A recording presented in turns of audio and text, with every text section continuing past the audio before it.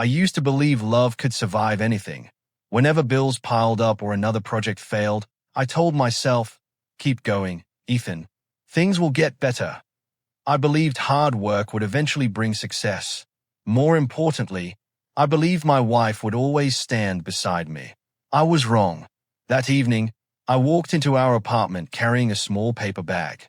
Vanessa. I called. I'm home. She walked out of the living room without smiling. You're late. I stopped to get your favorite cheesecake. I didn't ask for cheesecake. I forced a smile. I just thought it might make you happy.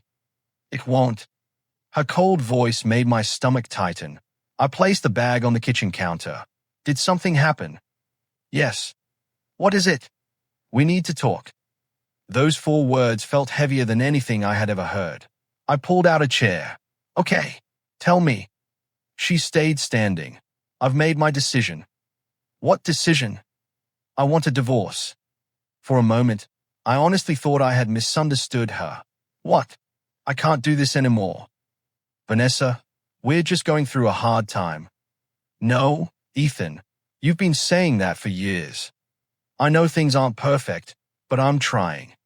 Trying isn't enough. I've never stopped fighting for us. She crossed her arms.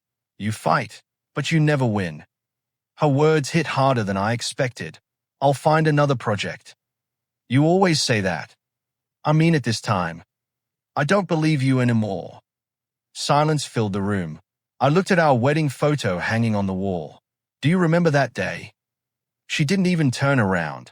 That was a long time ago. It still matters to me. It doesn't matter to me anymore. My chest felt tight. Did I do something wrong? You failed. I lost jobs, not my love for you. I didn't marry love alone. I stared at her. What does that mean? It means I wanted a partner who could build a future. I've been trying every single day. And every single day we fell further behind. I'll fix it. No, please, give me one more chance. She slowly shook her head. I can't live like this anymore, Ethan. My throat went dry. I'm still your husband. You are a good man. Hope flickered inside me. Then she finished her sentence. But you are a failure. Everything inside me went silent. I couldn't answer. I couldn't even breathe normally. After several seconds, I whispered, Is that really how you see me? Yes. You think all these years meant nothing. They mattered once. And now? Now I only feel tired. I lowered my eyes. I never stopped loving you. I stopped waiting for you. The room suddenly felt too small. I wanted to argue. I wanted to scream. Instead, I quietly asked, Is there someone else? She looked away. You don't need to know. My heart sank. That means yes. She didn't deny it. I understood everything without another word. The woman I had loved with all my heart had already walked away long before asking for a divorce. I stood there, holding the untouched cheesecake, wondering how something so sweet could suddenly feel so painfully heavy. The next morning, I sat inside my lawyer's office, staring at the divorce papers lying between us. My hands felt cold. Judge Amelia Stone entered with a calm expression. Mr. Carter, Mrs. Carter, are both of you here willingly? Yes, Vanessa answered without hesitation.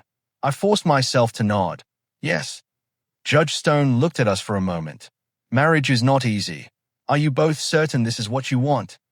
Vanessa spoke before I could. I've already made my choice. Those words cut deeper than I expected. I looked at her. Vanessa, if there's even a small chance, we can still fix this. She sighed. Ethan, please don't make this harder. I'm asking because I still love you. I don't. Silence filled the room. My lawyer gently touched my arm.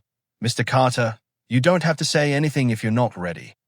I slowly shook my head. No, I need to hear everything.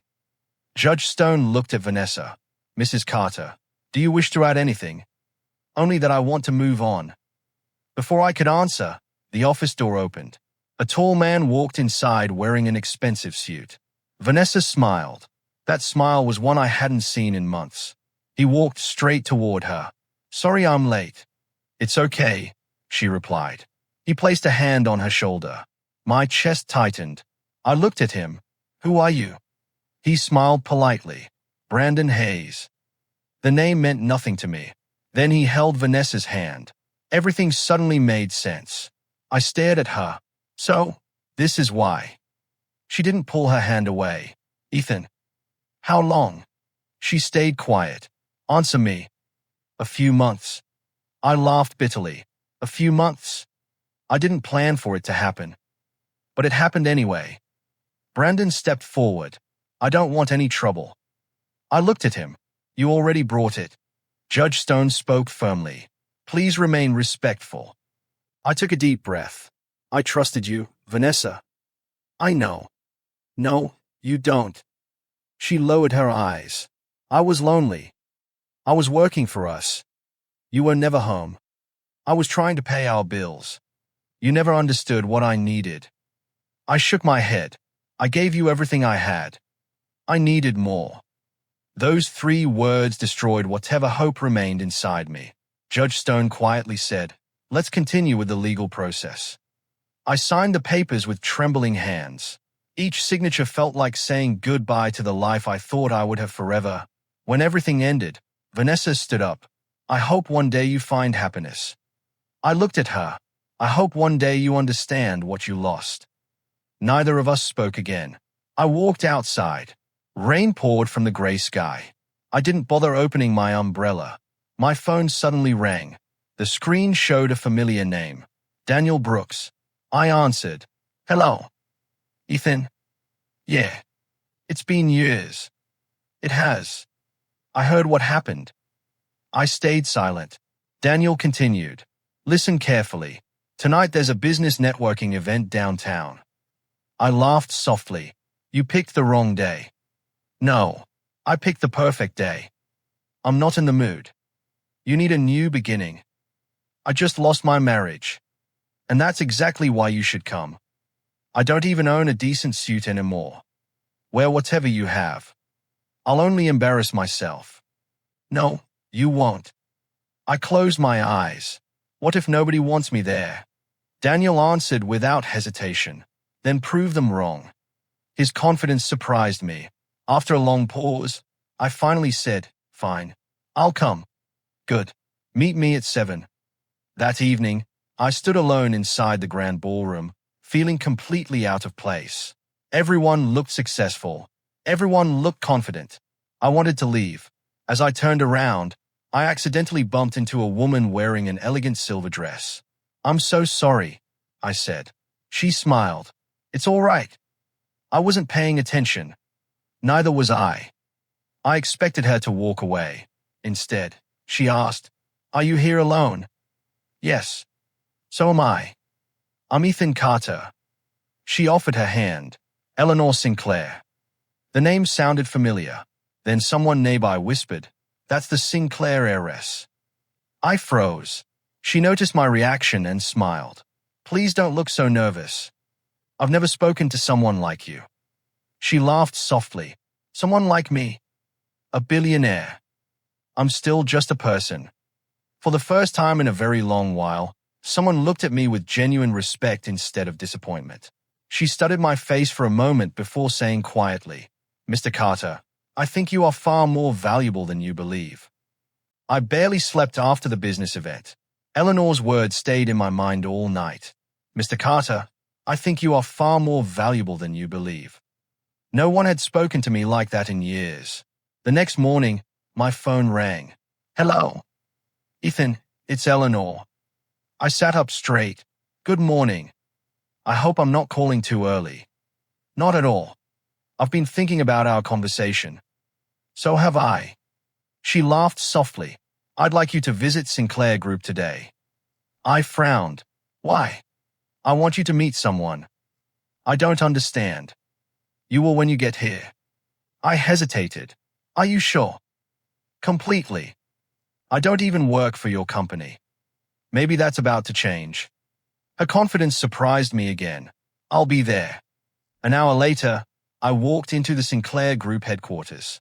The glass building towered above me, making me feel even smaller than before.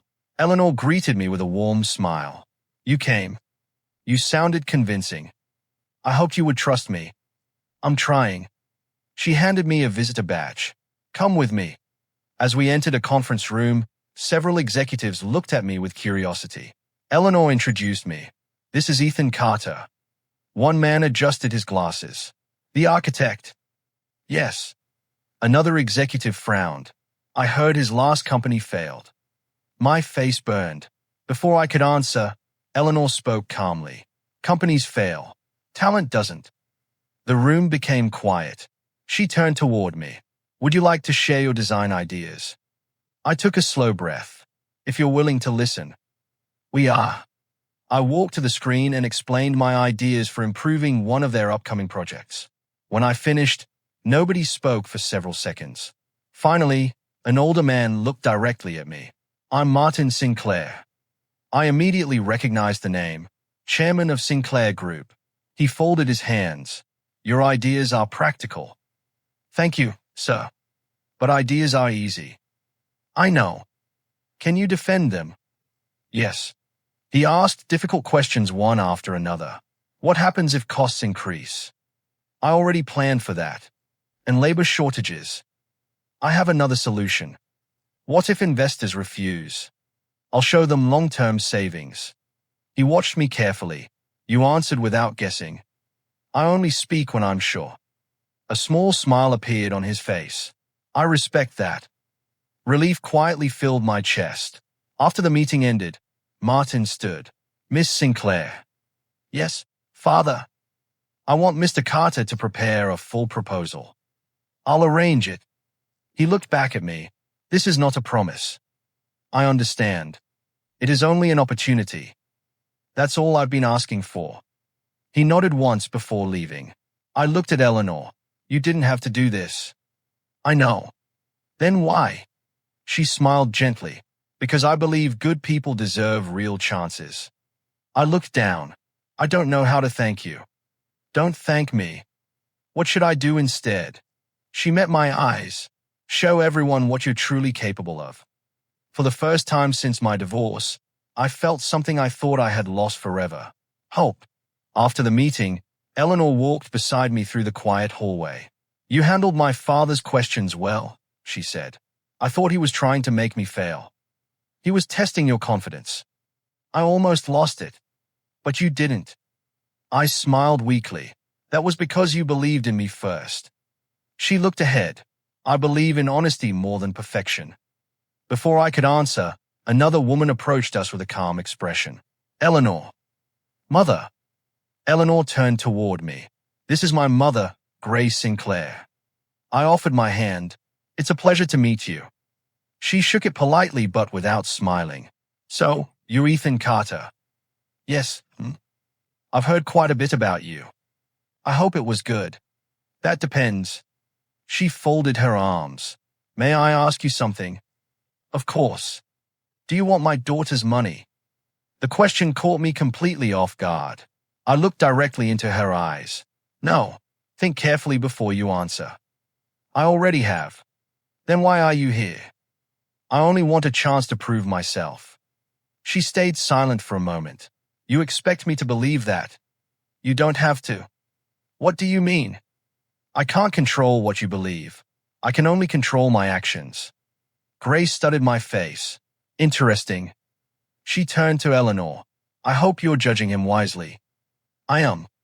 Grace nodded once and walked away. I let out a long breath. Was that another test?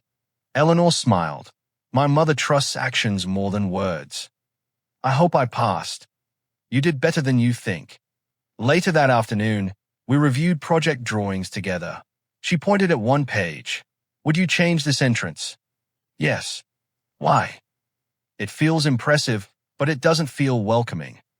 She looked surprised. Nobody mentioned that. I design buildings for people, not only for photographs.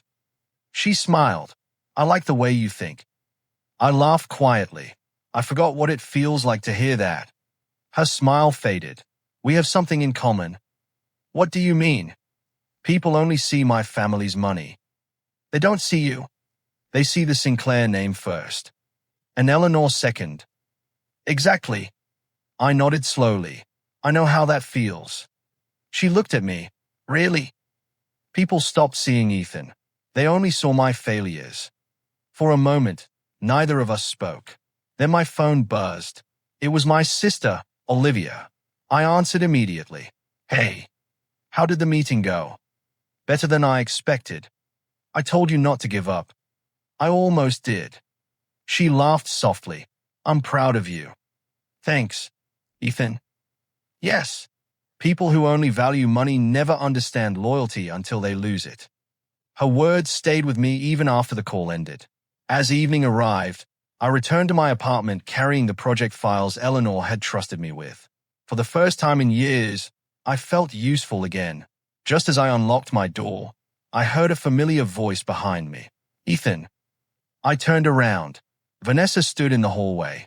She looked nothing like the confident woman who had left me. Her eyes were tired.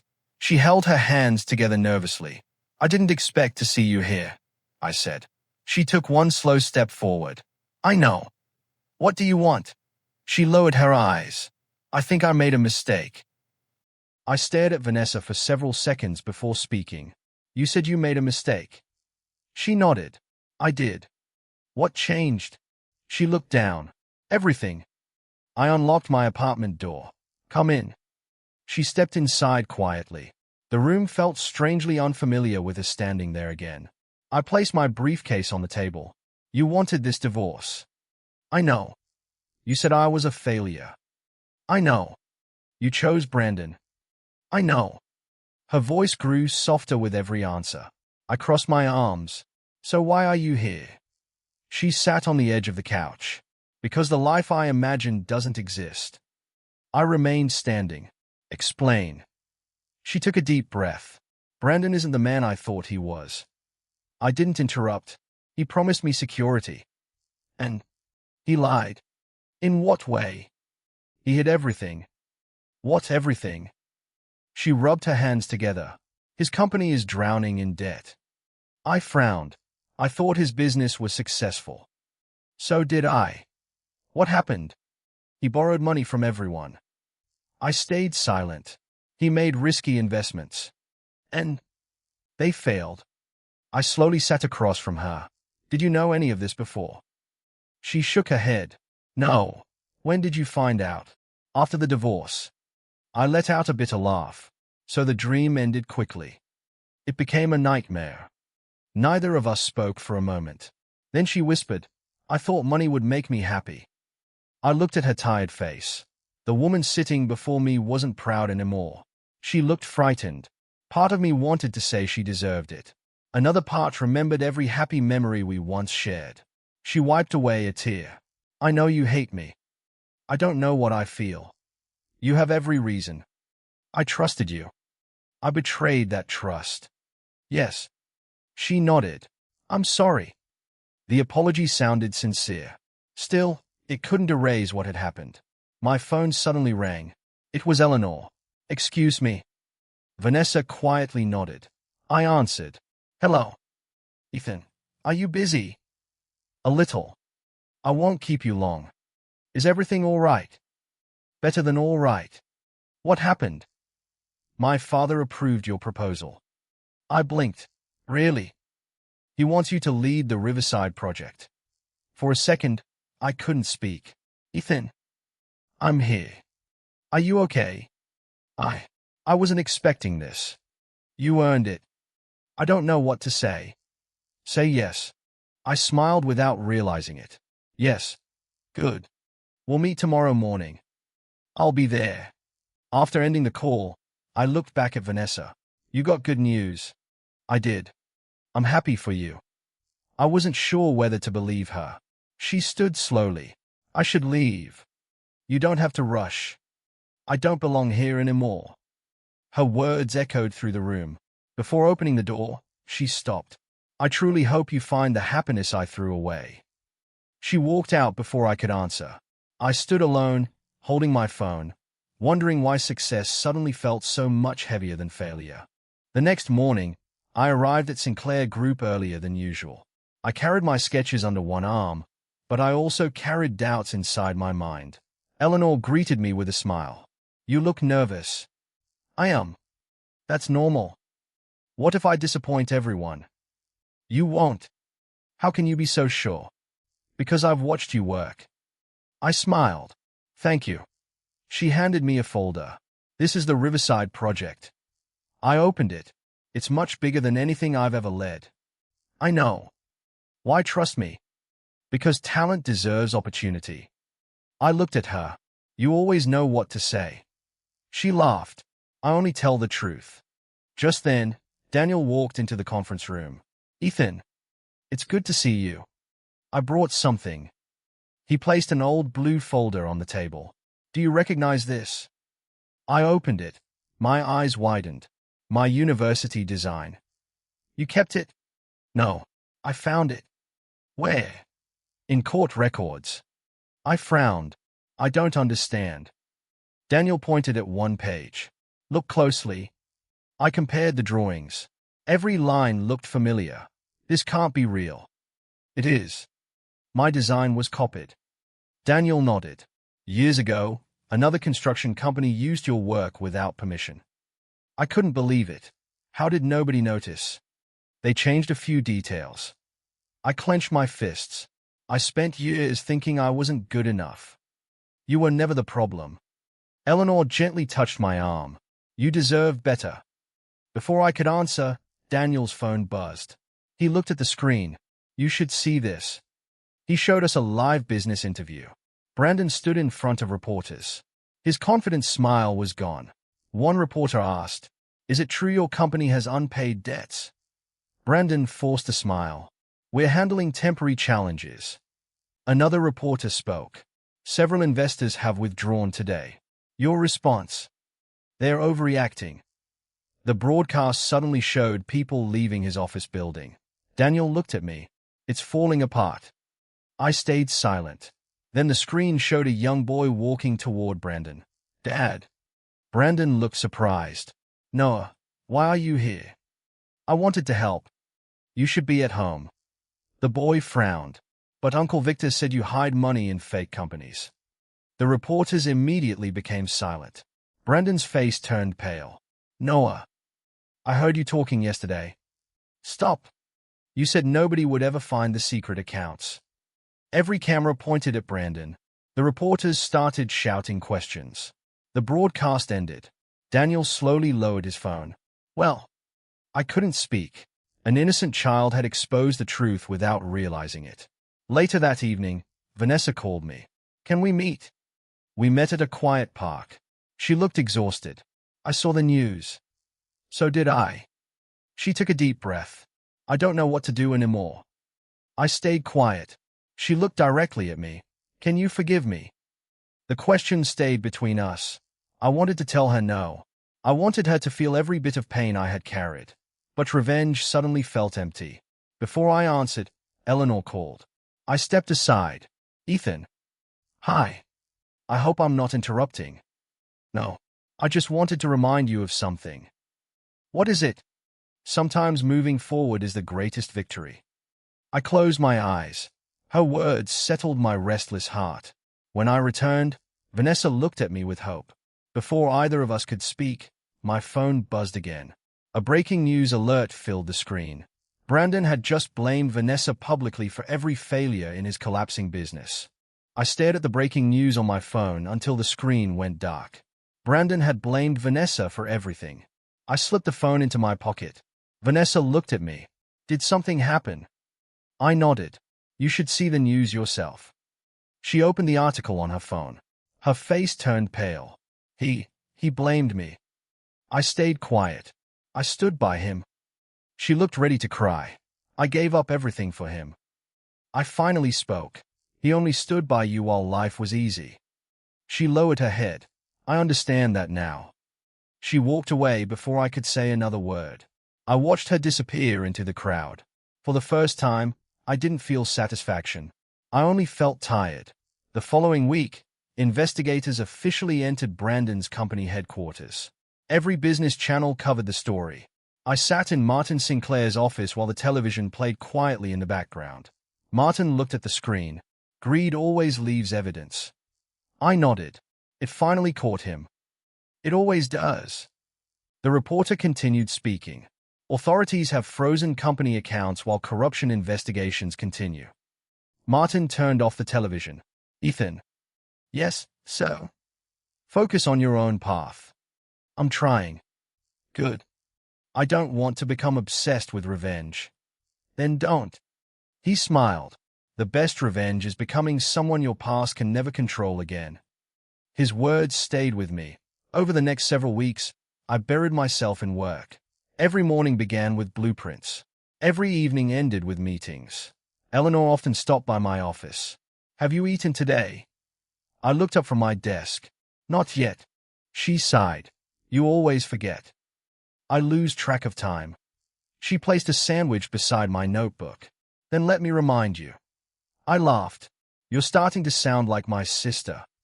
I'll take that as a compliment. You should. She smiled before leaving. Working beside her no longer felt uncomfortable.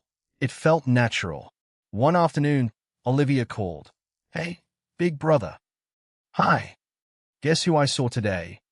Who? Vanessa. I remained silent. She moved into a tiny apartment. I heard. She looked different. In what way? She looked lonely.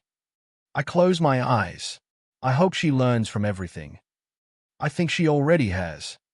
After ending the call, I found an envelope waiting on my desk. There was no stamp, only my name. I recognized the handwriting immediately. Vanessa. I slowly opened it. Inside was a short letter. Ethan, I don't expect forgiveness. I only wanted you to know that I finally understand the value of loyalty. I threw away the best person in my life. I'm sorry. Vanessa. I folded the letter carefully. I placed it inside my drawer without replying. The next morning, another letter arrived. Then another. Each one carried regret. Each one remained unanswered. Some wounds no longer needed words. They only needed time. As weeks quietly passed, I realized something surprising. My heart no longer raced whenever I heard Vanessa's name. The anger that had once controlled every thought was slowly becoming something else. It was becoming silence. The months passed faster than I expected. One afternoon, Martin asked me to join him on the rooftop terrace after a client meeting. You've changed, Ethan. I hope that's a good thing. It is. I still have a long way to go. We all do. He looked across the city before speaking again. When you first came here, I saw a man carrying disappointment on his shoulders. I was. Now I see someone standing on his own. I smiled. I couldn't have done it alone. You accepted help. I finally learned that wasn't weakness. Martin nodded with approval. Then he said quietly, Success is not money, Ethan.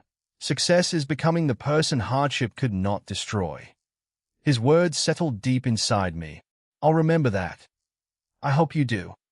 That evening, Eleanor invited me to dinner after work. This isn't a business meeting, she said. I figured. I just wanted to talk.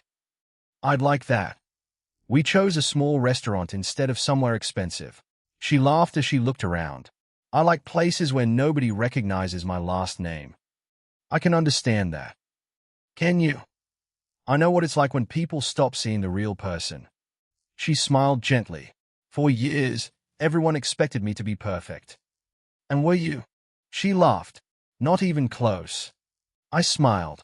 That's comforting. She rested her hands on the table. When I met you, you had nothing except kindness. I looked at her quietly. That was worth more than wealth. I didn't know how to answer. Nobody had ever valued my character so openly. You changed my life, I admitted. No, you believed in me. I simply reminded you of who you already were. For a long moment, neither of us spoke. The silence felt peaceful instead of awkward. When we left the restaurant, we walked through a nearby park. As we reached the entrance, I noticed someone sitting alone on a bench. Vanessa. She looked up and saw us together. For a second, our eyes met. She looked at Eleanor. Then she looked back at me. I won't interrupt, she said quietly. You don't have to leave, I replied. She gave me a small, sad smile. I already left once. She stood slowly. I finally understand something. I waited. I didn't lose my marriage because you were poor. She swallowed hard. I lost it because I stopped seeing your heart. No one spoke. She nodded politely toward Eleanor. You were right to believe in him. Eleanor answered softly. He believed in himself. He just forgot for a while. Vanessa smiled through tears. I hope both of you find happiness. She walked away without looking back. I watched her disappear into the evening crowd. For the first time since our divorce, I felt no anger, only peace. Eleanor looked at me. Are you all right? I took a deep breath. I think I finally let go.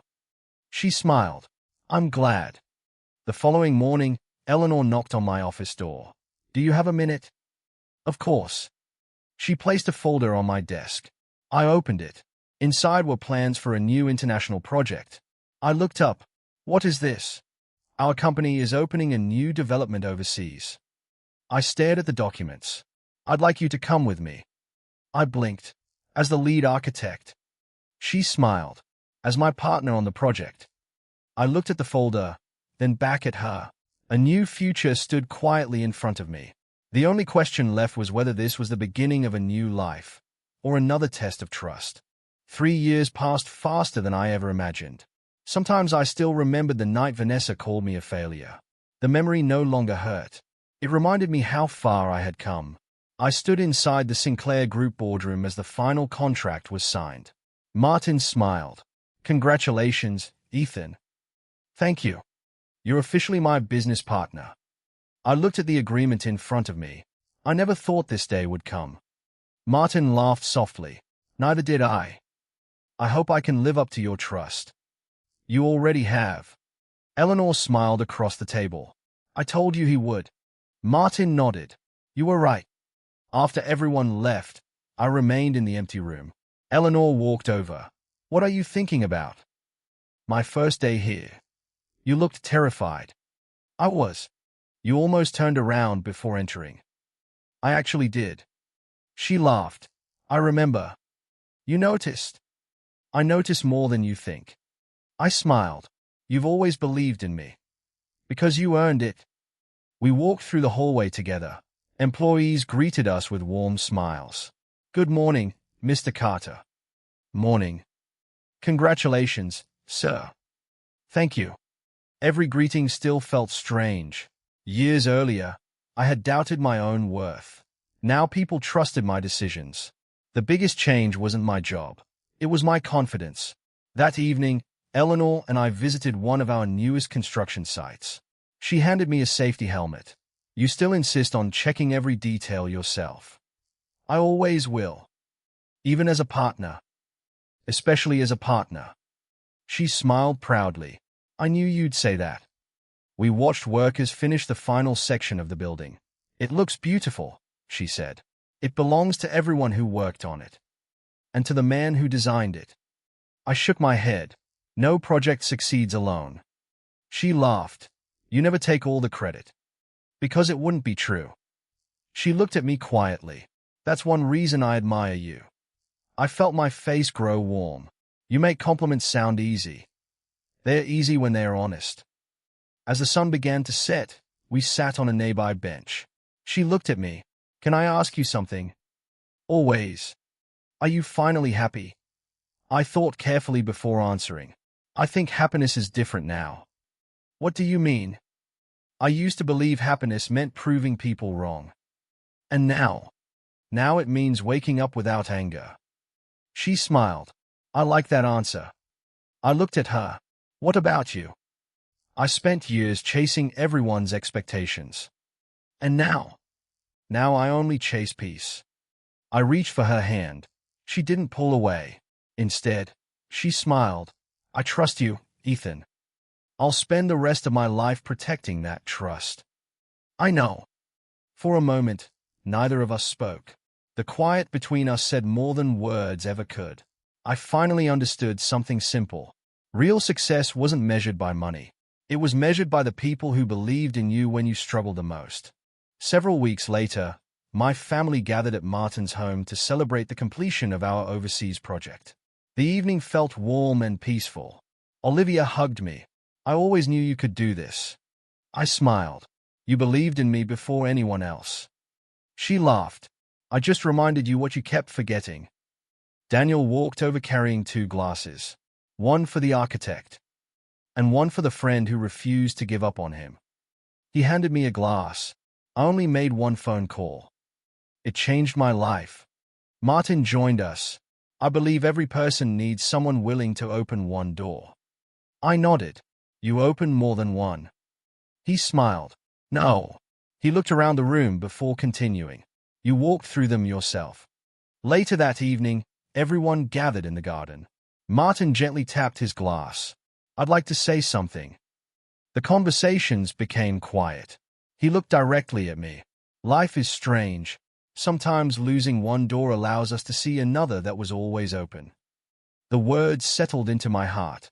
He continued, Ethan, your greatest achievement isn't your career. I listened quietly. It's the man you chose to become. I lowered my head. Thank you. You never allowed bitterness to define you. I almost did. But you didn't. Everyone raised their glasses. I felt something I hadn't felt in years. Complete peace. As the celebration ended, Eleanor asked, Would you come with me? Of course. We walked onto the balcony overlooking the city. Thousands of lights stretched across the night. She rested beside me. What are you thinking about? My past. Do you miss it? I smiled gently. No, not even a little. I learned from it. She nodded. That's different. I looked across the skyline. If Vanessa had never called me a failure, I might never have discovered my true worth. Eleanor quietly squeezed my hand. I know. I hated those words for a long time. And now I see them differently. How? They pushed me toward the life I was meant to find. She smiled. I'm glad. A few days later, I unexpectedly saw Vanessa leaving a neighborhood bookstore. She recognized me immediately. Ethan. Hello. She smiled politely. I work here now. How are you? I'm doing better. I'm glad. She looked relieved. I finally understand something. What is it? I spent years chasing comfort. And I should have protected loyalty instead. I nodded. Life teaches difficult lessons. It does. She smiled sadly. I don't expect another chance. I know. I only wanted you to know I'm trying to become a better person. I believe you. She thanked me before walking away. I watched her leave without pain, without anger, and without regret. Some endings didn't need revenge. They only needed acceptance. That evening, I returned home. Eleanor met me on the balcony. She smiled and reached for my hand. You never needed wealth to be valuable, Ethan. She looked into my eyes. You only needed someone who believed in you. I smiled. You gave me that. No. She shook her head. You found it inside yourself. Together we looked across the glowing city. I realized something that no award, promotion, or fortune could ever teach me. My greatest victory was not becoming successful. It was learning to believe in myself.